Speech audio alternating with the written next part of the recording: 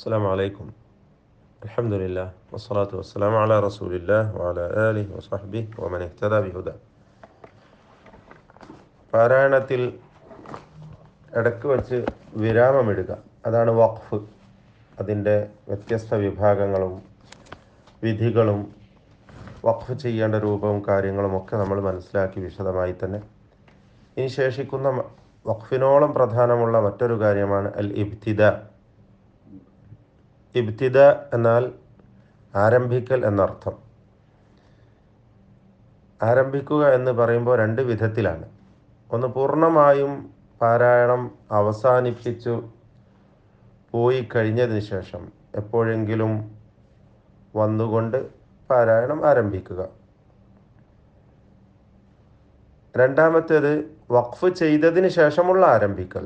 പാരായണത്തിൻ്റെ ഇടയ്ക്ക് വഖഫ് ചെയ്ത് നിർത്തി വീണ്ടും ആരംഭിക്കുന്നു. ശ്വാസം അയച്ച് റാഹത്ത് എടുത്തു, ആശ്വസിച്ചതിന് ശേഷം വീണ്ടും പാരായണം തുടരുന്നു, ആരംഭിക്കുന്നു. ഈ രണ്ട് ആരംഭമാണെങ്കിലും അതിനുള്ള വിധി, അതുമായി ബന്ധപ്പെട്ട കാര്യങ്ങളാണ് നമുക്ക് മനസ്സിലാക്കാറുള്ളത്.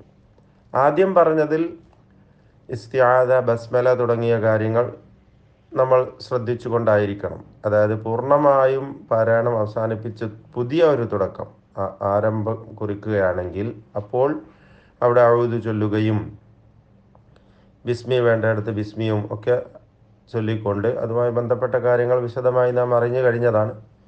അങ്ങനെ ആയിരിക്കണം, ആ കാര്യങ്ങൾ ശ്രദ്ധിക്കപ്പെടുന്നു. എന്നാൽ പാരായണത്തിനിടയ്ക്കുള്ള ആരംഭം അങ്ങനെ ബിസ്മിയോ ഔദോ ആവശ്യമില്ലാത്ത വിധത്തിലുള്ളത്, അങ്ങനെ വരുന്ന ആ രണ്ട് വ്യത്യാസം നമ്മൾ മനസ്സിലാക്കുക.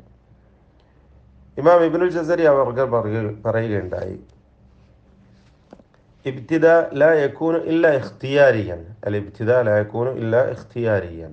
ഒരാളുടെ സ്വയം തീരുമാനപ്രകാരം, സ്വതന്ത്രമായ നിലക്ക്, അയാളുടെ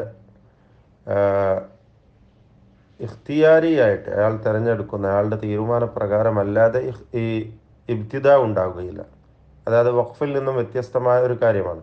വഖഫ് ചിലപ്പോൾ ഇൽത്തിറാരിയായി, നിർബന്ധിതനായിക്കൊണ്ട് പെട്ടെന്ന് ശ്വാസം കിട്ടാതെ വരുമ്പോഴോ അല്ലെങ്കിൽ എന്തെങ്കിലും മറന്നു പോവുക, ഓതുന്നിടത്ത് മനപ്പാഠത്തിൽ നിന്ന് മറന്നു പോവുക, അല്ലെങ്കിൽ വേറെ എന്തെങ്കിലും കാരണമായിട്ട് പെട്ടെന്ന് നിർത്തിപ്പോവുക, അത് നമ്മൾ മനസ്സിലാക്കി കഴിഞ്ഞതാണ് ഇൽത്തിറാരിയായ വഖഫ്. അങ്ങനെ ഈ ഇബ്തിദായിന് ഉണ്ടാവുകയില്ല എന്നതാണ് വ്യത്യാസം. വഖഫ് ഇബ്തിദാ ചെയ്യുമ്പോൾ, അതായത് പാരായണം ആരംഭിക്കുന്നത്, ഫലാ യജൂസു ഇല്ലാ ബി കലാമിൻ മുസ്തഖില്ലിൻ. ഇബ്നുൽ ജസരി റഹിമഹുള്ള തുടരുകയാണ്. അദ്ദേഹം പറയുന്നു, സ്വതന്ത്രമായ ഒരു വാചകം ആരംഭിക്കുന്നിടത്ത് നിന്നല്ലാതെ ഇബ്തിദാ പറ്റുകയില്ല. മുസ്തഖില്ലിൻ ഫിൽ മാന, ആശയപരമായി സ്വതന്ത്രമായ ഒരു വാചകം, ഒരു കലാം തുടങ്ങുന്നിടത്ത് നിന്നല്ലാതെ. മൂഫിം ബിൽ മഖ്സൂദ്, പൂർണ്ണമായ ഉദ്ദേശിക്കപ്പെടുന്ന അർത്ഥം നമുക്ക് പൂർത്തിയാക്കി തരുന്ന വിധത്തിലുമല്ലാതെ ഒരു ഇബ്തിദാ, പാരായണം ആരംഭിക്കുക എന്ന കാര്യം അനുവദനീയമല്ല എന്നതാണ് അടിസ്ഥാനമായി, വളരെ പ്രാഥമികമായി നമ്മൾ അറിഞ്ഞിരിക്കേണ്ടത്. ഈ അടിസ്ഥാനത്തിൽ നമ്മൾ മനസ്സിലാക്കുമ്പോൾ ഇബ്തിദാ ഹസൻ, ഇബ്തിദാ ഖബീഹ് എന്നിങ്ങനെ രണ്ട് വിഭാഗങ്ങളാണ്, രണ്ട് ഐറ്റംസാണ് ഇബ്തിദാ. ഇബ്തിദാ ഹസൻ എന്ന് പറഞ്ഞാൽ നല്ല ഇബ്തിദാ. ഇബ്തിദാ ഖബീഹ് എന്ന് പറഞ്ഞാൽ, ഖബീഹ് നമ്മൾ മനസ്സിലാക്കിയതാണ് വഖഫിൻ്റെ വിഷയത്തിൽ, വളരെ മോശമായ, ഉദ്ദേശിക്കപ്പെടാത്തതായ അർത്ഥം നമുക്ക് നൽകുന്ന വിധത്തിലുള്ള, കുറ്റകരമായ വിധത്തിലുള്ള ഇബ്തിദാ, അത് പാടില്ലാത്തതാണ്. ഇൻഷാ അല്ലാഹ് വിശദാംശങ്ങൾ അടുത്ത ക്ലാസ്സിൽ നമുക്ക് മനസ്സിലാക്കാം. ഇബ്തിദാ എന്താണെന്നും, ഇബ്തിദാ രണ്ട് വിധമാണ്, ഇബ്തിദാ ഹസൻ, ഇബ്തിദാ ഖബീഹ് എന്നും നമ്മൾ മനസ്സിലാക്കി കഴിഞ്ഞു. ബാക്കി കാര്യങ്ങൾ പിന്നീട് ബിഇദ്നില്ലാഹി തആല. അസ്സലാമു അലൈക്കും വറഹ്മത്തുള്ളാഹി.